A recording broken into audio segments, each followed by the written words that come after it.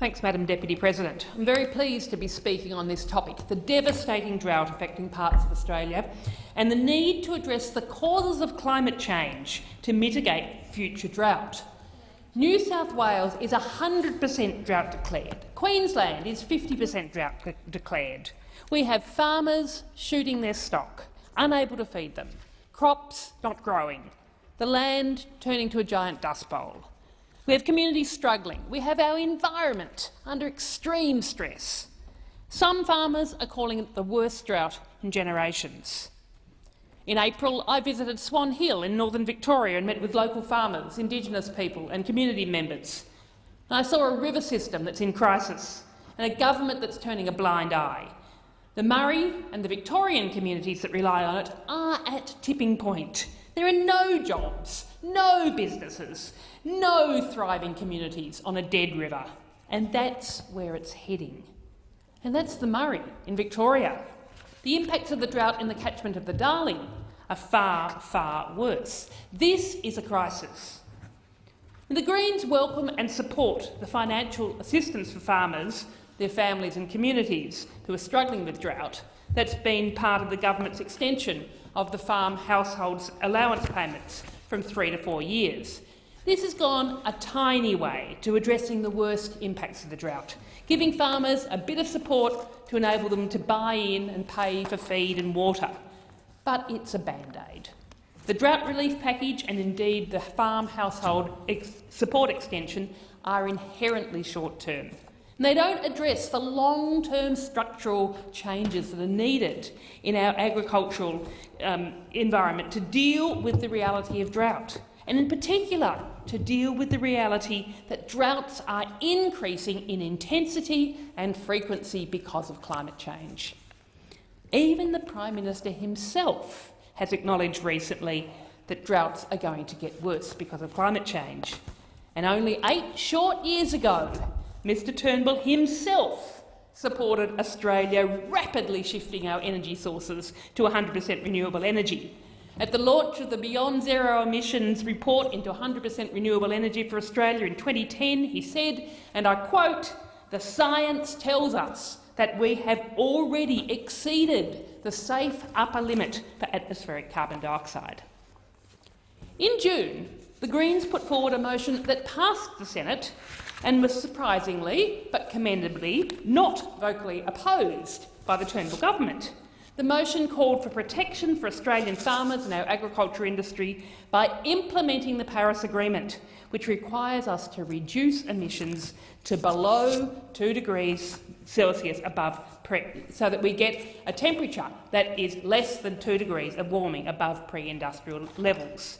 It called on the government to support the findings of the Garneau Climate Change Review, which found that without concerted action on climate change, by 2100 there would be a 92% decline in irrigated agricultural production in the Murray-Darling Basin, and that reducing our carbon pollution is the cheapest and most cost-effective option for reducing climate change impacts on both our agricultural industries and rural and regional communities.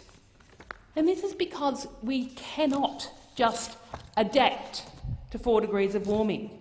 We can't just adapt to a scenario where the climate of our wheat-growing areas has become the climate of the central deserts. You just can't grow wheat when you have perpetual drought. So what the heck is Mr Turnbull and his government doing? We've just heard this morning that Mr Turnbull and his government are looking at underwriting a new coal-fired power station, for goodness sakes. His government wants the Adani coal mine to go ahead, the largest coal mine in the Southern Hemisphere, incidentally with an unlimited water licence in areas of Queensland currently going through this drought. It's almost like he now doesn't believe that climate change is real enough to warrant proper action. And the Coalition's response to climate change was demonstrated by former Deputy Prime Minister and Agricultural Minister Barnaby Joyce last week. And I quote what he said: "If I thought that there was something that we could do in Canberra, that we'd all go into that big wonderful chamber and vote on an issue that would actually change the climate and make it wetter, then I'll move the motion and we'll do it. But it's not.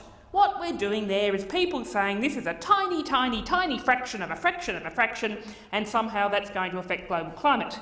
It won't. This is Barnaby Joyce from New England, a region suffering dreadfully in this horrible drought. There is a tiny element of Mr. Joyce's climate change denialism that is, in fact, correct. It is going to take a global effort to fix climate change, but Australia needs to pull its weight. Australia needs to be a team player. Let me refresh the minds of the Coalition on what it means to be a team player. We're coming up to the AFL Grand Final soon. Each team has 18 players on the field. Each player contributes to that team. The team will get nowhere, will not succeed, unless they all work together to achieve their common goal, which is kicking goals. What happens if you have a few players not pulling their weight? What happens if you have someone saying, oh, well, I'm not the star player, I'm not Buddy Franklin, so whatever I do doesn't matter. I'll just relax here and let all the others do the work. That's not how teams work. And on the global team of polluters, Australia is actually one of those big players. And so as part of the same global team that has to work together to tackle climate change, we need to pull up our socks and contribute. Although Australia might account for a relatively small percentage of global carbon pollution, we're actually the 14th biggest emitter overall, out of 196 countries, despite only having a population of 25 million.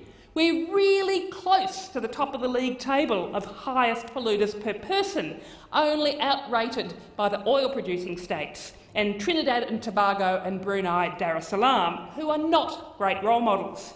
None of the big emitters above us on the league table have the massive per-person pollution that we have. No, not even the US.